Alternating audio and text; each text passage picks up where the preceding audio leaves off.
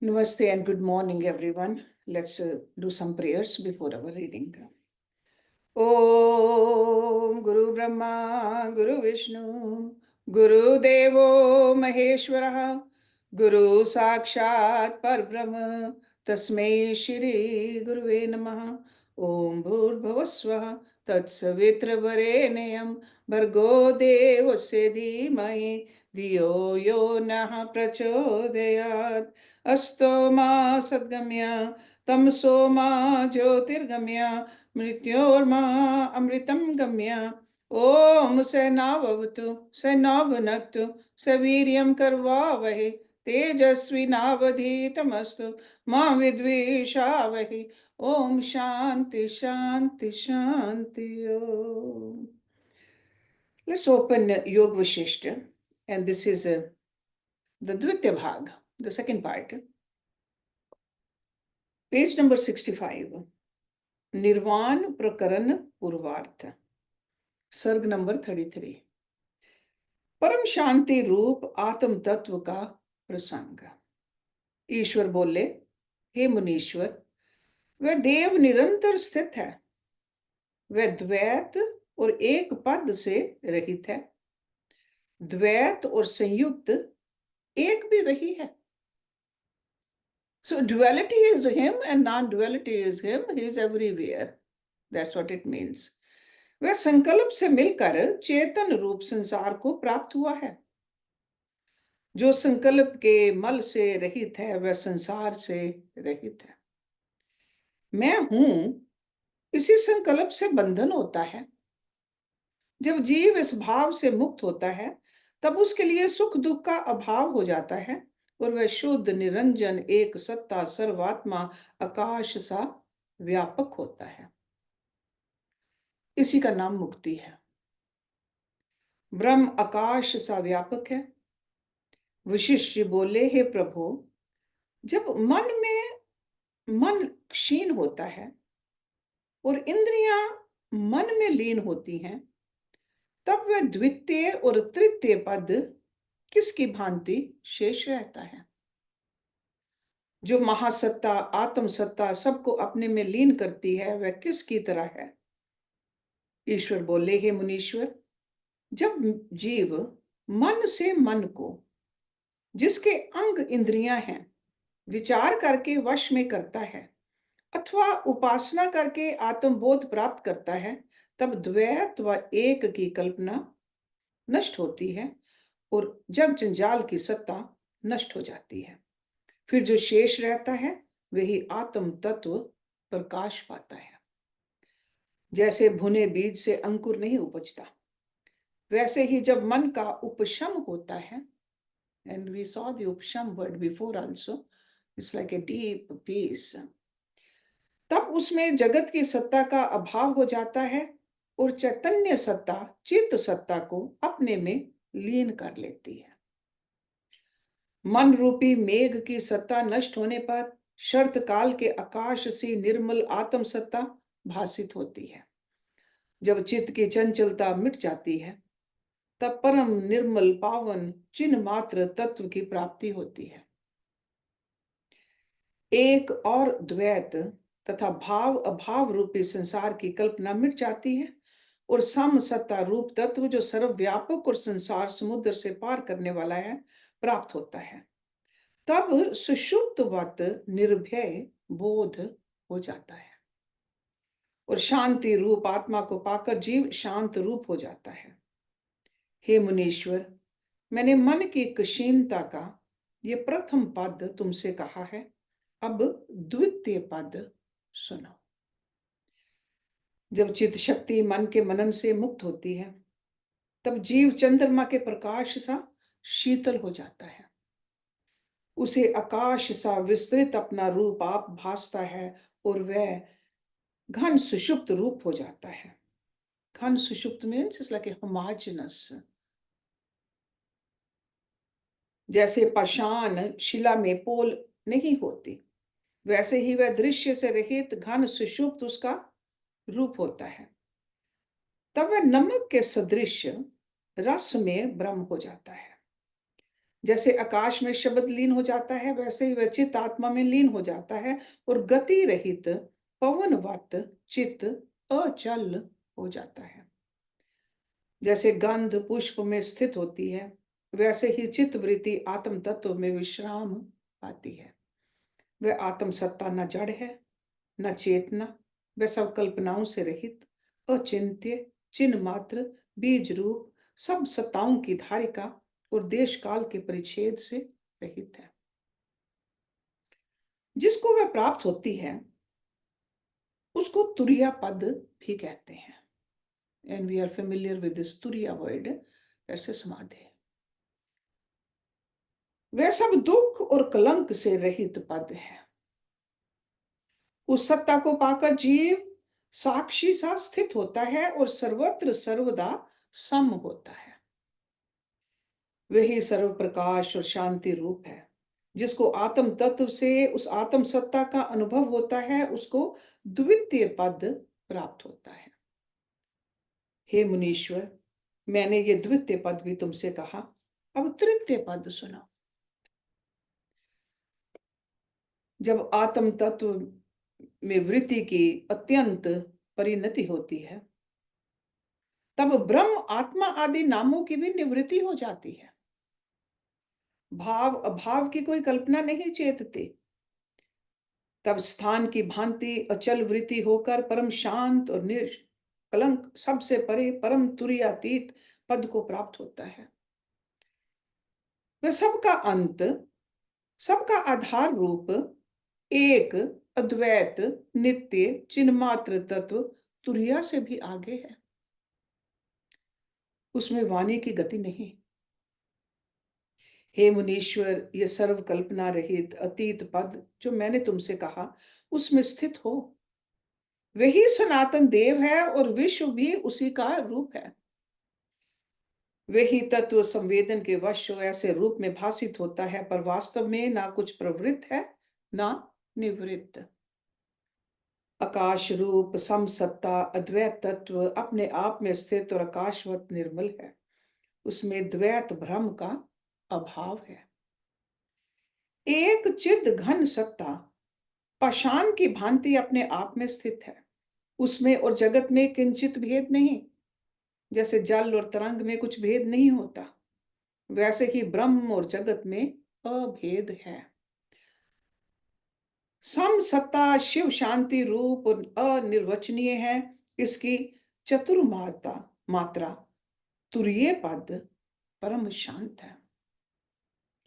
इतना कह वाल्मीकि जी बोले, हे भरद्वाज, इस प्रकार जब ईश्वर ने कहा और परम शांति रूप आत्म तत्व का प्रसंग वशिष्ठ जी ने सुना, तब दोनों की वृत्ति आत्म तत्व में स्थित हो गई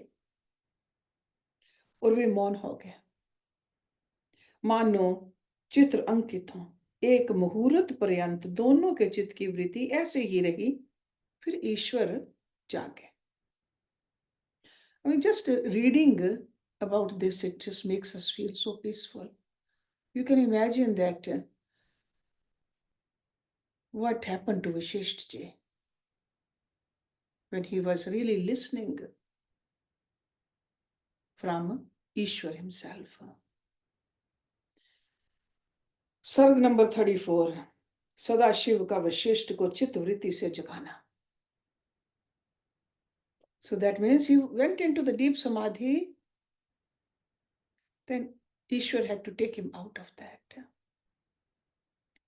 वाल्मीकि जी बोले कि एक मुहूर्त उपरांत सदा शिव जी ने तीनों नेत्र खोले, तो जैसे पृथ्वी रूपी संपुट से सूर्य निकले, वैसे ही उनके नेत्र निकले, और जैसे द्वादश सूर्य का प्रकाश समवेत हो, वैसे ही उनका प्रकाश हो. उन्होंने देखा कि वशिष्ठ जी के नेत्र मूंदे हुए हैं. तब वे बोले कि हे मुनीश्वर, जागो, अब नेत्र क्यों मूंदे हो? Because when you are in a deep samadhi, you don't want to get out. You want to stay there. So this is what it means over here. He says, जागो, अब नेत्र क्यों मूंदे हो? जो कुछ देखना था वह तो तुमने देखा, अब समाधि लगाने का श्रम किस लिए करते हो? तुम श्री के तत्ववेताओं को कुछ हेय या उपाध्याय नहीं। हेय उपाध्याय, what to gain what not to gain, क्या छोड़ना है क्या पकड़ना है। तुम जैसे बुद्धिमान हो वैसे ही आत्मदर्शी भी। जो कुछ प्राप्य था वह तुमने पाया और ज्ञेय को जाना। ज्ञेय मीन्स जो जानने योग्य है उसको जानना। बालकों के बोधार्थ जो तुमने पूछा था वह मैंने कहा। अब तुम चुप क्यों हो। हे राम, इस प्रकार कहकर सदाशिव ने मेरे भीतर प्रवेश करके चित्त की वृत्ति से जगाया। और जब मैं जागा तब फिर ईश्वर ने कहा, हे वशिष्ठ, इस शरीर की क्रिया का कारण प्राण स्पंदन है। ओके, सो प्राण स्पंदन means this movement of the energy, the prana inside us. प्राणों से ही शरीर चेष्टावान है, उसमें आत्मा उदासीन की तरह स्थित है। वह ना कुछ करता है ना भोगता है। And we all know that, we read it in all the scriptures. आत्मा ना करता है ना भोगता है। जब जीव को अपने स्वरूप का प्रमाद होता है तब देह अभिमान होता है और वह अपने को कर्ता और भोगता मानता है। इससे दुख पाता और लोक परलोक में भटकता है। जब आत्म विचार उपजता है तब आत्मा का अभ्यास होता है, देह अभिमान मिट जाता है और दुख से मुक्ति होती है। शरीर के नष्ट होने पर आत्मा का नष्ट नहीं होता। शरीर चेतन होकर प्राणों से चेतता है। जब प्राण निकल जाते हैं तब शरीर मूक जड़ रूप रह जाता है। चलाने और पवित्र करने वाली संवित शक्ति आकाश से भी शून्य है। See, Akash over here means Akash element, the space. That is the subtlest of all the five elements. But that चलाने और पवित्र करने वाली संवित शक्ति आकाश से भी सूक्ष्म है। वह शरीर का नाश होने पर नष्ट नहीं होती। और जब उसका नाश नहीं होता तब नाश का भ्रम कैसे हो। हे मुनीश्वर, आत्म तत्व ब्रह्म सत्ता सर्वत्र है, परंतु वही वही भासित होती है जहां सात्विक गुण का अंश मन और प्राण होते हैं। So we got to cultivate the satvikta in us to really have even a glimpse of it. मन और प्राणों से ही देह भासित होते हैं। जैसे निर्मल दर्पण में जब मुख का प्रतिबिंब दिखता है और दर्पण मलिन होता है तब मुख विद्यमान भी होता है परंतु भासित नहीं होता, वैसे ही मन और प्राण जब देह में होते हैं तब आत्मा भासित होती है और जब मन और प्राण निकल जाते हैं तब मलिन शरीर में आत्म सत्ता नहीं भासित होती। हे मुनीश्वर, आत्म सत्ता सर्वत्र पूर्ण है परंतु भासित नहीं होती। जब उसका अभ्यास होता है तब वह सर्वात्म रूप होकर भासित होती है। वही सर्वकलना से रहित शुद्ध शिव रूप सबकी सत्ता रूप है। विष्णु, शिव, ब्रह्मा, देवता, अग्नि, वायु, चंद्रमा, सूर्य आदि सब जगत का आदि शरीर वही है। वह एक देव शुद्ध चैतन्य रूप सब देवों का देव है, सब उसके दास और उसके चित्त का उल्लास है। हे मुनीश्वर, इस जगत में ब्रह्मा, विष्णु और रुद्र जो बड़े देवता हैं वे उसी तत्व से प्रकट हुए हैं। जैसे अग्नि से चिंगारियां फूटती हैं और समुद्र से तरंगे प्रकट होती हैं, वैसे ही हम उससे प्रकट हुए हैं। ये अविद्या भी उसी से प्रकट है और उसकी अनेक शाखाएं हुई हैं। देव, अदेव, वेद और वेदार्थ, जीव सब उस अविद्या की जटाएं हैं। ये अनंत हैं, फिर उपजती और मिटती हैं। देश काल पृथ्वी आदि भी सब उसी से उत्पन्न हैं। वही सर्वसत्ता रूप आत्मदेव है। हम ब्रह्मा विष्णु रुद्र का परम पिता आत्मा ही है। सबका मूल बीज वही देव है, सब उससे उपजे हैं। जैसे वृक्ष से पत्ते उपजते हैं वैसे ही सब उसी महादेव से उपजते हैं। सबका अनुभव करता, सबको सत्ता देने वाला और सब प्रकाशों में प्रकाशक वही है। वह तत्ववेताओं का पूज्य है, सब में प्रत्यक्ष है और सर्वदा सब प्रकार सब में उदित आकार चैतन्य अनुभव रूप है। उसके आवाहन में मंत्र, आसन आदि सामग्री ना चाहिए, क्योंकि वह सर्वदा अनुभव रूप से प्रत्यक्ष है और सब प्रकार सर्वस्थल विद्यमान है।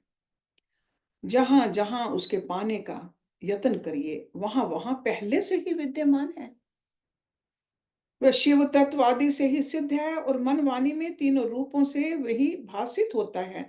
वह सबका आदि पूज्य, नमस्कार करने और जानने योग्य है। हे मुनीश्वर, जरा, मृत्यु, शोक और भय को मिटाने वाला ऐसा जो आत्म तत्व है, उसको जीव आप से आप ही देखता है और उसका साक्षात्कार होने पर चित्त भुने बीज की तरह हो जाता है। फिर उसमें कोई कर्म वासना नहीं जगती। वह शिव तत्व जीव का भी बीज है। सब पदों का पद वही है। अनुभव रूप आत्मा ही परम पद है। भिन्न दृष्टि का त्याग करो। So how beautifully this deep philosophy is explained.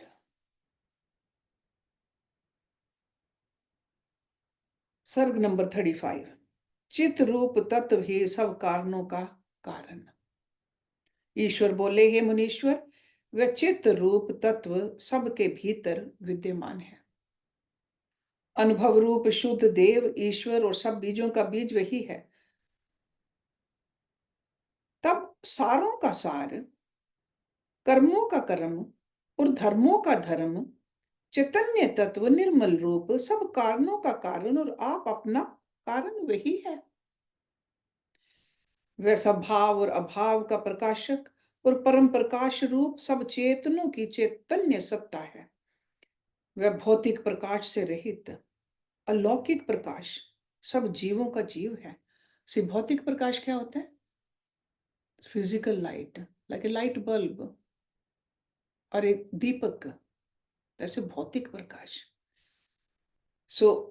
वह भौतिक प्रकाश से रहित अलौकिक प्रकाश सब जीवों का जीव है। चैतन्य घन निर्मल आत्मा अस्ति तन्मय रूप सत असत से रहित महासत रूप है। सब सत्ताओं की सत्ता वही है। वही चिन्ह मात्र तत्व नाना रूप हो रहा है। So it's like a nana roop means all these roops which we see, the manifestation, the multi-universes, they are all only Brahma. जैसे एक ही आत्म सत्ता स्वपन में आकाश, स्कंद, पर्वत आदि होकर भासित होती है, वैसे ही नाना रंग रूप से वही भासित होता है। जैसे सूर्य की किरणों में मरुस्थल की नदी करोड़ों किरणों से विपुल तरंग संयुक्त जान पड़ती है, वैसे ही यह जगत उसमें भासित होता है। हे मुनीश्वर, उसी आत्म तत्व का आभास ये प्रकाश है, उससे भिन्न कुछ नहीं। जैसे अग्नि से उष्णता भिन्न नहीं, वही है, वैसे ही आत्मा से जगत भिन्न नहीं, वही है। सुमेरु भी उसके आगे परमाणु रूप है। संपूर्ण काल उसका एक निमेष रूप है। निमेष क्या होता है? आंख झपकना। कल्प भी उसकी पलकों के निमेष और उन्मेष की तरह उदय और लय को प्राप्त होते हैं। उनके झपकना और खोलना। सप्त समुद्र संयुक्त पृथ्वी उसके रोम के अग्रभाग की तरह तुच्छ है। ऐसा वह देव है। वह संसार की रचना नहीं करता और ना कर्तृत्व को प्राप्त होता है। बड़े कर्मों को करता प्रतीत होता है तो भी कुछ नहीं करता। द्रव्य रूप दिखाई पड़ता है तो भी द्रव्य से रहित है। निर्द्रव्य होकर भी वह द्रव्यवान है। देहधारी नहीं तो भी देहधारी है और बड़ा देहधारी होकर भी अदेह है। So there are a lot of contradictions. सबकी सत्ता रूप वही देव है। डंडी, भोली, गले, मथचुल, पिंडली, मांगले, बेल, वी, लिमिलाहा, लोभ, लाग, युगुल, सबस इत्यादि वाक्य निरर्थक हैं तो भी उस देव से सिद्ध होते हैं। निरर्थक means there's no earth in them. In all these different terms. ऐसा कुछ नहीं जो उस देव में असत्य नहीं, और ऐसा भी कुछ नहीं जो उस देव से सत्य नहीं। हे मुनीश्वर, जिससे ये सब है, जो ये सब है और सब में नित्य है, उस सर्वात्मा को मेरा नमस्कार है। सर्ग नंबर 36, नीति नृत्य वर्णन। ईश्वर बोले, हे मुनीश्वर, शब्द की सत्ता वही है, सर्वसत्ता रत्नों का संपुट वही है। वही तत्व चमत्कार करके प्रकटता है, जैसे जल की तरंग बेल बुलबुले आदि के आकार में दिखाई पड़ता है, वैसे ही वह देव नाना प्रकार के आकार रखकर प्रकट होता है। वही फल और गुच्छे के रूप में स्थित होता है, और वही उनमें सुगंध है। प्राण इंद्रिय में स्थित होकर वह आप ही उसे सूंघता है। आप ही त्वचा इंद्रिय होता है, आप ही पवन होकर चलता है, आप ही ग्रहण करता है, वह आप ही जल रूप होता है, और आप ही वायु होकर सुखाता है। वह आप ही श्रवण इंद्रिय और आप ही शब्द होकर ग्रहण करता है। इसी प्रकार जीवा, त्वचा, नासिका, कर्ण और नेत्र होकर आप ही स्पर्श रूप, रस, गंध और शब्द को ग्रहण करता है। उसी ने सब पदार्थ रचे हैं, उसी ने नीति रची है। ब्रह्मा, विष्णु, रुद्र, शिव और पंचम ईश्वर सदाशिव तक वही देव एक प्रकार हुआ है। आप ही साक्षी होकर स्थित होता है। जैसे दीपक के प्रकाश से मंदिर की सब क्रियाएं होती हैं, वैसे ही संसार रूपी मंडप की सब क्रियाएं उसी साक्षी से होती हैं। उसमें उसकी शक्ति नृत्य करती है, और वह आप साक्षी रूप होकर देखता है। वशिष्ठ जी बोले, फिर मैंने पूछा, हे जगत के नाथ, शिव की शक्ति क्या है? वे कैसे स्थित हैं? देव को साक्षात कैसे करते हैं? और उनका नृत्य कैसे होता है? ईश्वर बोले, हे मुनीश्वर, आत्म तत्व स्वभाव से अचल और शांत रूप है। शिव परमात्मा निर्मल चिन्मात्र रूप और निराकार है।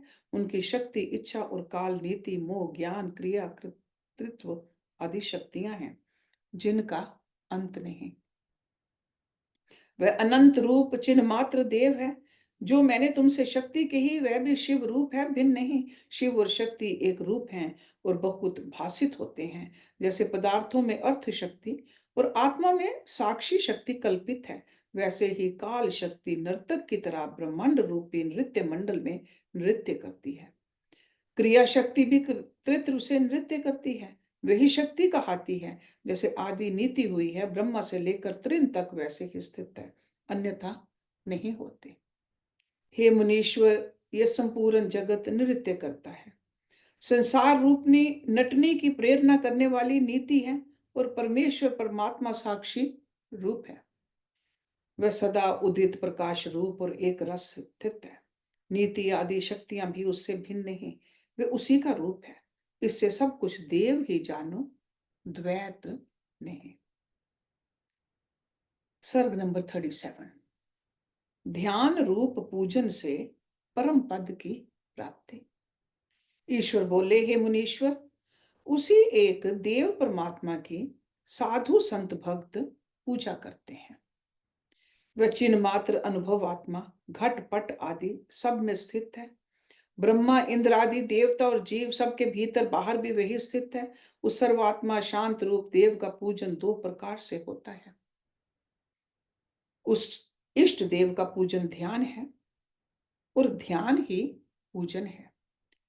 जहां जहां मन जाए, वहां वहां लक्ष्य रूप आत्मा का ध्यान करो। सबका प्रकाशक आत्मा ही है। वह चित्त रूप अनुभव से हृदय के भीतर स्थित और अहंता से सिद्ध है। वही सबका सार और आश्रय रूप है। उसका जो विराट रूप है, वह सुनो, वह अनंत है। सी, वन इज इष्ट देव एंड वन इज ए विराट रूप। परम आकाश उसकी सीमा है, अनेक पताल उसके चरण हैं, दिशाएं उसकी भुजाएं हैं, सब प्रकाश उसके शाख हैं। हृदय कोश कोण में स्थित है। ब्रह्मांड समूह को परंपरा से वह प्रकाशित करता है। And this is what was shown by Lord Krishna to Arjuna. ब्रह्मांड रूप, परम आकाश अपार रूप है। ब्रह्मा विष्णु रुद्र आदि देवता और जीव उसकी रोमावलियां हैं। त्रिलोक में जो देह रूपी यंत्र हैं उनमें इच्छा आदि शक्ति रूप सूत्र व्याप्त हैं, जिससे सब चेष्टा करते हैं। वह देव एक भी है और अनंत भी। सत्ता मात्र उसका स्वरूप है। सब जग जंजाल उसका विवृत है। काल उसका द्वारपाल है और पर्वत आदि ब्रह्मांड जगत उसकी देह के किसी कोण में स्थित है। उस देव का चिंतन करो। उसके सहस्र चरण, सहस्र नेत्र, शीश, भुजा और भुजाओं के आभूषण हैं। सर्वत्र उसकी नासिकाएं हैं, सर्वत्र रसन इंद्रिय हैं, सर्वत्र त्वचा इंद्रिय हैं, सब और मन है, पर वह सब मनन कला से अतीत है। सब और वही शिव रूप सर्वदा और सबका करता है, सब संकल्पों के अर्थ का फलदायक है और सर्वभूत के भीतर स्थित और सब साधनों को सिद्ध करता है। ऐसा देव सब में सब प्रकार और सर्वदा स्थित है। उसी देव का चिंतन करो और उसी देव के ध्यान में सावधान रहो। सदा उसी के आश्रय रहना उस देव का बाह्य पूजन है। अब आंतरिक पूजन सुनो। हे ब्रह्मवेताओं में श्रेष्ठ संवित मात्र जो देव है वह सदा अनुभव से प्रकाश्य है। उसका पूजन दीपक से नहीं होता, ना धूप पुष्प चंदन लेप और केसर से होता है। अर्घ उपाध्य आदि पूजा की सामग्रियों से भी उस देव का पूजन नहीं होता। उसका पूजन तो अनायास नित्य ही होता है। हे मुनीश्वर, एक अमृत रूपी जो बोध है उससे उस देव का सजातीय प्रत्यय ध्यान करना ही उसका यथार्थ पूजन है। हे मुनीश्वर, शुद्ध चिन्ह मात्र देव अनुभव रूप है। उसका सर्वदा और सब प्रकार पूजन करो। अर्थात देखना, स्पर्श करना, सूंघना, सुनना, बोलना, देना, लेना, चलना, बैठना आदि जो कुछ क्रियाएं हैं सब चैतन्य साक्षी में अर्पण करो और उसी के परायण रहो। इस प्रकार आत्मदेव का पूजन करो। हे मुनीश्वर, आत्मदेव का ध्यान करना ही धूप दीप है और पूजन की सब सामग्री वही है। ध्यान ही उस देव को प्रसन्न करना है और उसे परमानंद प्राप्त होता है और किसी प्रकार से वह देव प्राप्त नहीं होता। हे मुनीश्वर, मूड भी इस प्रकार ध्यान से उस ईश्वर की पूजा करने से 13 निमेष में जगत दान के फल को पाता है। 17 निमेष के ध्यान से प्रभु को पूजे तो अश्वमेघ यज्ञ को फल पाता है और केवल ध्यान से आत्मा का एक घड़ी पर्यंत पूजन करे तो राजसूय यज्ञ के फल को पाता है। जो 2 प्रहर पर्यंत ध्यान करे तो लक्ष्य राजसूय यज्ञों का फल मिलता है और जो दिन भर ध्यान करे तो असंख्य अमित फल पाता है। हे मुनीश्वर, ये परम योग है, यही परम क्रिया है और यही परम प्रयोजन है। हे मुनीश्वर, दोनों पूजाएं मैंने तुमसे कही। जो यूं परम पूजा करता है वह परम पद को पाता है। उसको सब देवता नमस्कार करते हैं और वह पुरुष सबका पूजनीय होता है। So I'm sure it made sense because we are used to it, whether we are doing it or not. But this is what we are supposed to do. बाहर से भी पूजा, अंदर से भी पूजा। देव अर्चन पूजन का विधान, सर्ग नंबर 38। ईश्वर बोले, हे मुनीश्वर, अब तुम अभ्यंतर का पूजन सुनो। वह सर्वत्र पवित्र करने वाले को भी पवित्र करता है और सब तिमिर और अज्ञान का नाश करता है। मैं वह आत्म पूजन तुमसे कहता हूं जो सब प्रकार से सर्वदा होता है और जिसमें व्यवधान कभी नहीं पड़ता। चलते बैठते जागते सोते सब व्यवहारों में नित्य ध्यान में रहता है। हे मुनीश्वर, इस संसार में संवित रूप चिन्ह मात्र नित्य स्थित है, उसका पूजन करो। जो सब प्रत्ययों का कर्ता और सदा अनुभव से प्रकाशित होता है, उसका अपने में आप पूजन करो। उठते चलते खाते पीते जो कुछ बाहर के लिए त्याग ग्रहण और भोग है, सबको करते हुए भी उस देव की पूजा करो। हे मुनीश्वर, शरीर में शिवलिंग चिन्ह से रहित बोध रूप देव हैं। यथा प्राप्त में सम रहना उस देव का पूजन है। यथा प्राप्ति के समभाव में स्नान करके शुद्ध होकर बोध रूप लिंग का पूजन करो। जो कुछ प्राप्त हो उसमें राग द्वेष से रहित होना और सर्वदा साक्षी रूप अनुभव में स्थित रहना ही उसका पूजन है। हे मुनीश्वर, सूर्य के भुवन में आकाश में वही सूर्य होकर प्रकाश करता है और चंद्रमा के भुवन में चंद्रमा होकर स्थित होता है। इनसे लेकर और भी जो पदार्थ समूह हैं, उनमें जैसी जैसी भावना से सुफुरन हुआ है, वही रूप होकर वह देव स्थित है। हे मुनीश्वर, नित्य शुद्ध बोध रूप और अद्वैत को देखना और किसी में वृत्ति ना लगाना ही उसी देव का पूजन है। प्राण अपान रूपी रथ पर आरूढ़ जो हृदय में स्थित है, उसका ज्ञान ही पूजन है। वही सब कर्म करता है, सब भोगों का भोगता, सब शब्दों को श्रवण करने वाला, भगवत रूप और सबकी भावना करने वाला वही परम प्रकाश रूप है।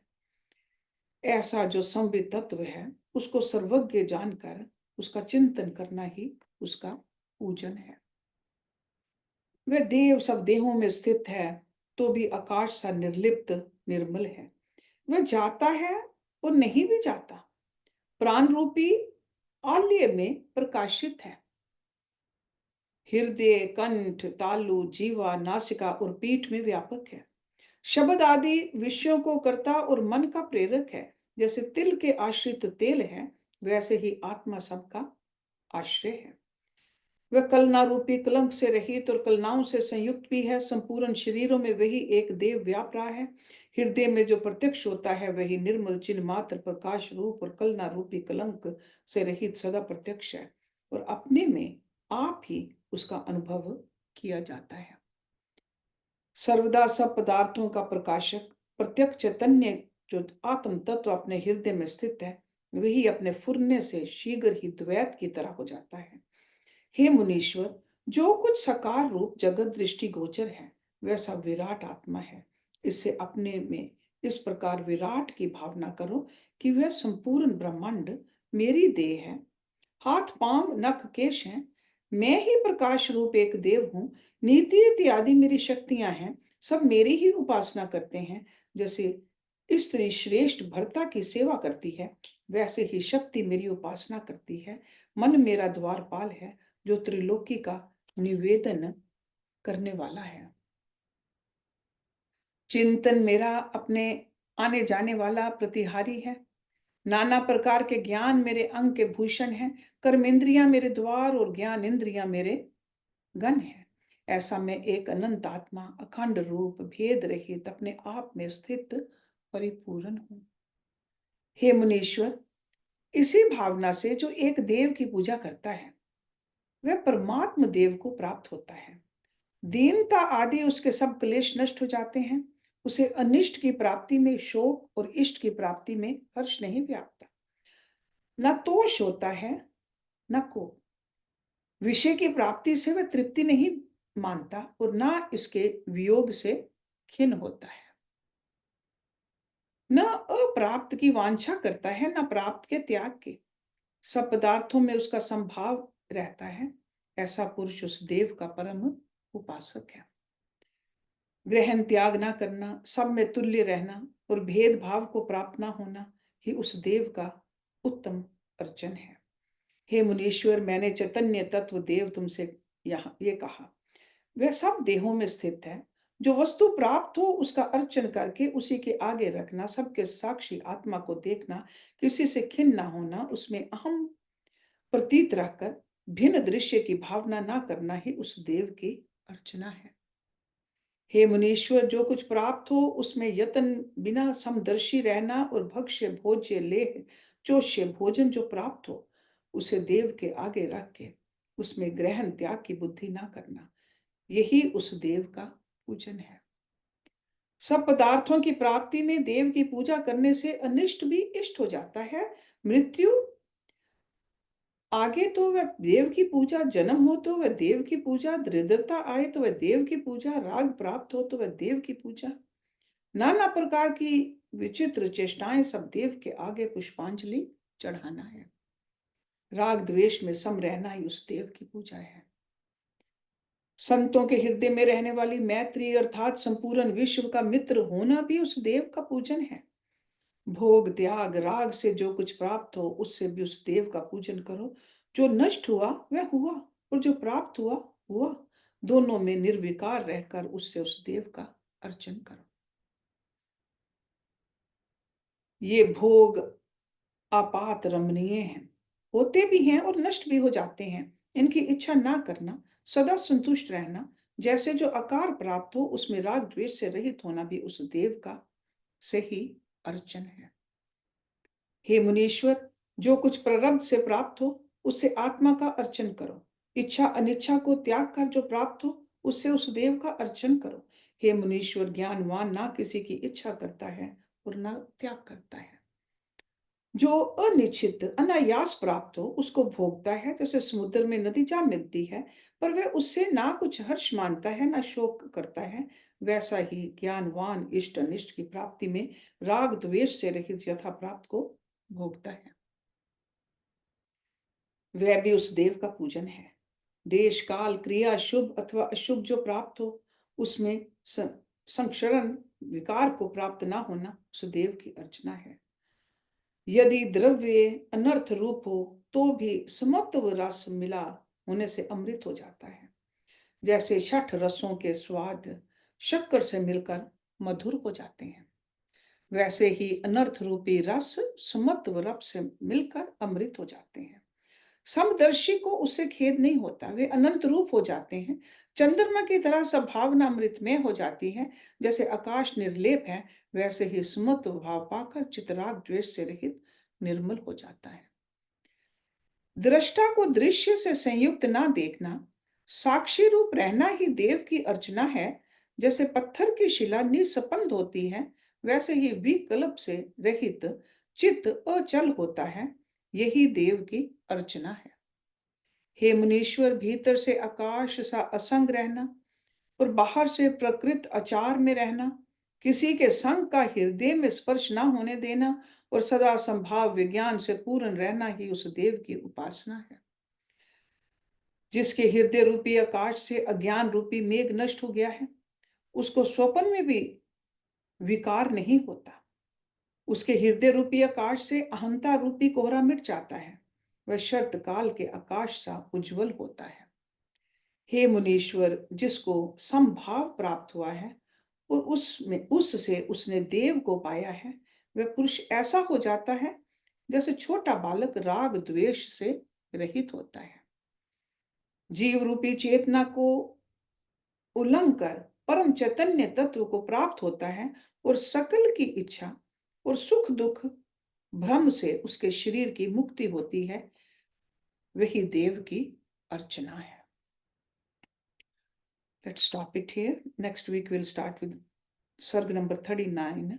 शुद्ध चिन्ह मात्र से प्रमादी ना होना ही अर्चना।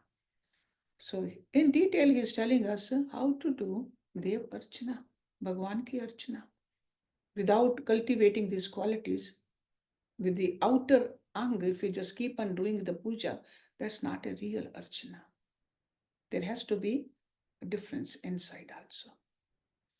So let's end the class here today. ॐ पूर्णमदा पूर्णमिदं पूर्णात् पूर्णमुदच्यते पूर्णस्य पूर्णमदाय पूर्णमेवावशिष्यते।